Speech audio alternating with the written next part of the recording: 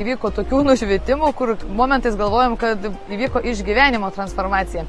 Labai kaip ir liūdna išsiskirti su kitais žmonėmis.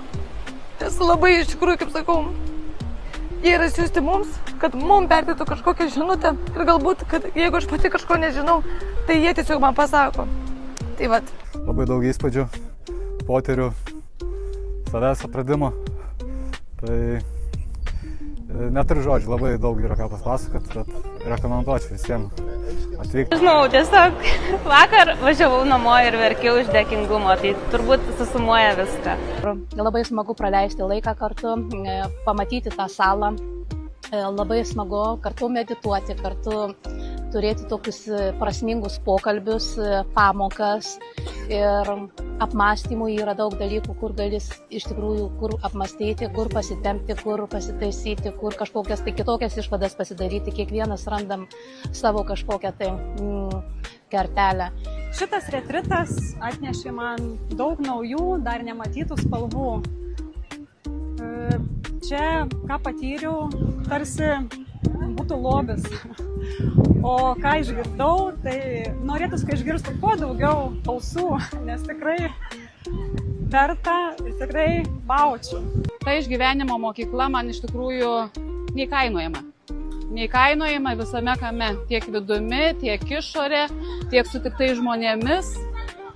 Tai ar aš rekomenduočiau šitą stovyklą? Tikrai taip. Tikrai taip, visų 100% ir važiuokit čia, nes nieką neišduosiu, nieką nepasakosiu, kai atvažiuosit čia viską pamatysit.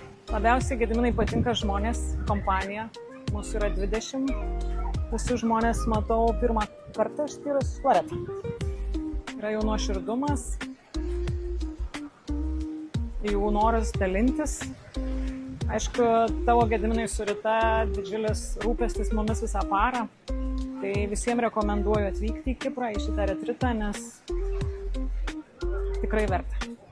Tai dar kartą turėjau progą pasinerti į save, susipažinti su daug nuostabių žmonių, kurie galbūt turi kitokias problemas, tačiau vis tiek viskas veda į vieną tikslą, kad pažintume save ir turėtume geresnį gyvenimą.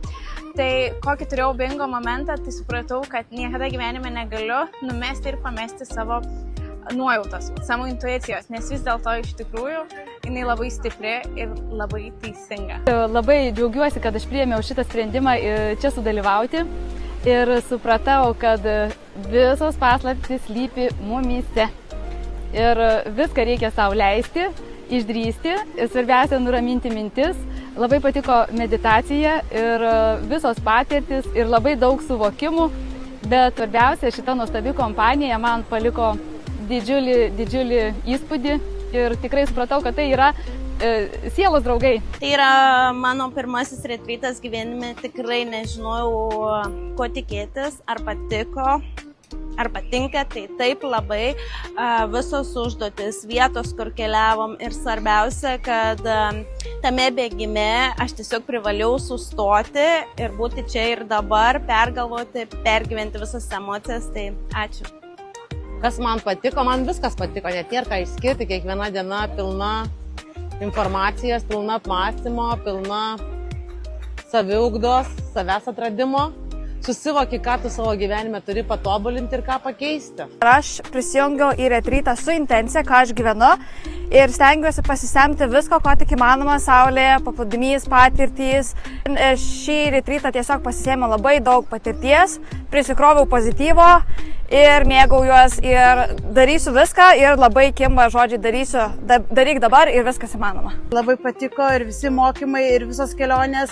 Čia man buvo breakdown pusiaukeliai, nes jau ir kūnas atsisakė, ir rankos kojas nebedirbo, ir paeit nebegalėjau, ir pikta buvau, bet visi supuolė mane, apgynė, išgydė, pritepė kremų, varom toliau.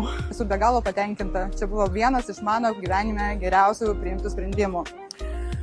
Šiaip, jeigu trumpai, patiriu visiems, nuo 16 metų ir iki 100+. Čia yra kelionė į save. Visų pirma, kelionė į save, susipažinimas su savimi iš naujo. Ir be galo daug įspūdžių, be galo daug kelionių, be galo daug įdomių dalykų, jausmų. Čia visus retrytą 100% rekomenduoju. aš praleidau šitą savaitę retryte, tai man iš tikrųjų dar kokį mėnesį ar du viskas dėliosis į lentynas. Iš tikrųjų buvo labai daug suvokimų, daug patirčių, kurių aš prieš tai neturėjau, ypatingai vakar plaukiant laivu. Iš tikrųjų daug įspūdžių ir esu be galo dėkinga, kad priėmiau sprendimą čia būti ir su tokiais žmonėmis aš galėčiau gyventi visada. Labiausiai kas patiko, tai grupė, su kuria buvom žmonės tą pačią temą. Su jais buvo lengva kalbėti, lengva bendrauti ir lengva keliauti. Šiandien paskutinė mūsų kelionė buvo šitam Vaiduoklį vadinamame mieste, kur prieš 50 metų vyko gyvenimas, kur buvo gražiausia gyvenvietė, gražus kurortas.